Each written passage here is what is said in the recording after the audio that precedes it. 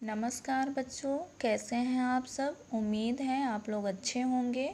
मैं अर्चना मिश्रा, आपकी हिंदी अध्यापिका, आपको हिंदी व्याकरण पढ़ाने जा रही हूँ। कक्षा 4 में पहला पाठ आप लोगों का भाषा है। प्रश्न 1, भाषा किसे कहते हैं।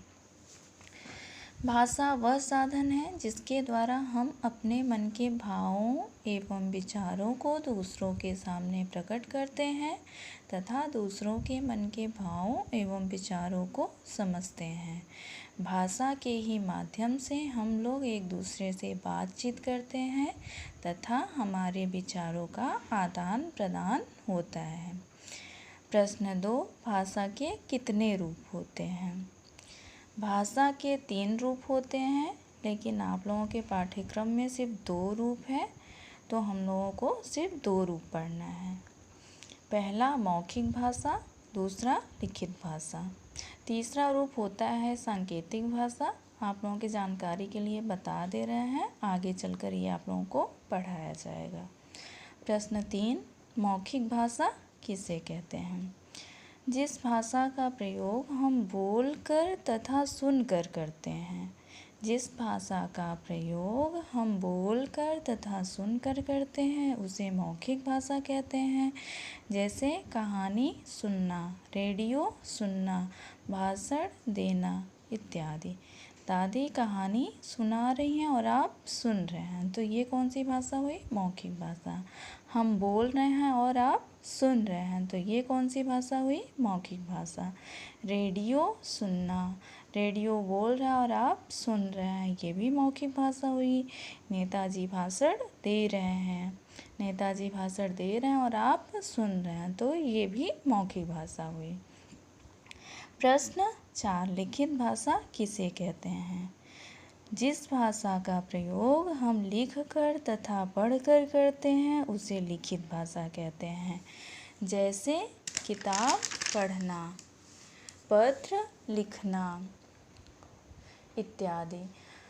जैसे किताब पर लिखा हुआ है उसको हम पढ़ रहे हैं तो वो लिखित भाषा हुआ। पत्र पढ़ना, पत्र पर लिखा हुआ है उसको हम पढ़ रहे हैं तो वो भी लिखित भाषा हुआ। अखबार पढ़ना, अखबार पर लिखा हुआ है और उसे हम पढ़ रहे हैं, वो भी लिखित भाषा हुआ। ब्लैक बोर्ड पर अध्यापिका लिख रही हैं, ये भी आपका लिखित भाषा हुआ इत्यादि। प्रश्न 5, लिपि किसे कहते हैं। हिंदी की लिपि क्या है। प्रत्येक भाषा को अलग अलग ढंग से लिखा जाता है, उन्हीं लिखने वाले ढंग या तरीके को लिपि कहते हैं। भाषा को लिखने के चिन्हों को लिपि कहते हैं। भाषा को लिखने के चिन्हों को लिपि कहते हैं। हिंदी की लिपि क्या है, देवनागरी। प्रत्येक भाषा को अलग अलग ढंग से लिखा जाता है, उन्हीं लिखने वाले ढंग या तरीके को लिपि कहते हैं। भाषा को लिखने के चिन्हों को लिपि कहते हैं। हिंदी की लिपि देवनागरी है। बच्चों याद रखिएगा, अलग अलग भाषा की अलग अलग लिपि होती है। जैसे हिंदी और संस्कृति की लिपि देवनागरी है, वैसे ही उर्दू की लिपि फारसी है, अंग्रेजी की रोमन, पंजाबी की गुरमुखी इत्यादि। प्रश्न 6, व्याकरण किसे कहते हैं। व्याकरण वह साधन है जिससे हम भाषा को शुद्ध बोलना, लिखना और पढ़ना सीखते हैं। भाषा को शुद्ध लिखना, बोलना और पढ़ना सीखते हैं हम व्याकरण के ही माध्यम से।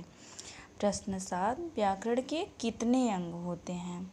व्याकरण के 3 अंग होते हैं। पहला वर्ण विचार, दूसरा शब्द विचार, तीसरा वाक्य विचार। वर्ण विचार क्या है। इसमें वर्णों और उनके उच्चारण के बारे में विचार किया जाता है। वर्णों की शुद्धता के बारे में बताया जाता है। शब्द विचार क्या है, कई वर्ण मिलकर शब्द बनते हैं। शब्दों की शुद्धता पर विचार किया जाता है। जैसे कमल, अब यह शुद्ध है, ये हमको शब्द विचार के माध्यम से पता चलता है। शब्द विचार में शब्दों की शुद्धता पर विचार किया जाता है। अब वाक्य विचार क्या है? कई शब्द मिलकर वाक्य बनते हैं। इसमें वाक्यों की शुद्धता पर विचार किया जाता है। इसमें वाक्यों की शुद्धता पर विचार किया जाता है। जैसे राम घोड़े में बैठा है। राम घोड़े में बैठा है। ये व्याकरण के रूप से शुद्ध नहीं है। में के स्थान पर का प्रयोग किया जाएगा, तब यह शुद्ध होगा। तो वाक्य विचार में वाक्यों की शुद्धता पर विचार किया जाता है। राम घोड़े पर बैठा है, यह वाक्य शुद्ध है। इन्हीं शुद्धता के बारे में व्याकरण हमें बताता है। बच्चों, याद रखिएगा, हमारे देश में अधिकतर लोग हिंदी भाषा बोलते हैं, इसीलिए हिंदी भारत की राष्ट्रभाषा है। हिंदी को भारत की राष्ट्रभाषा के रूप में 14 सितंबर 1949 को स्वीकार किया गया था। भारत के अलग अलग राज्यों में अलग अलग भाषाएं बोली जाती हैं। जैसे महाराष्ट्र में मराठी, गुजरात में गुजराती और बंगाल में बंगाली इत्यादि।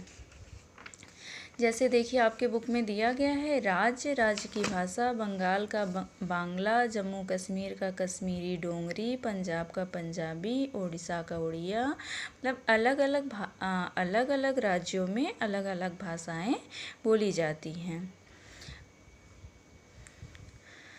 आप लोग इसको लिख लीजिएगा, लिख करके अच्छे से याद कर लीजिएगा। ये आपका पाठ 1 समाप्त हुआ। धन्यवाद।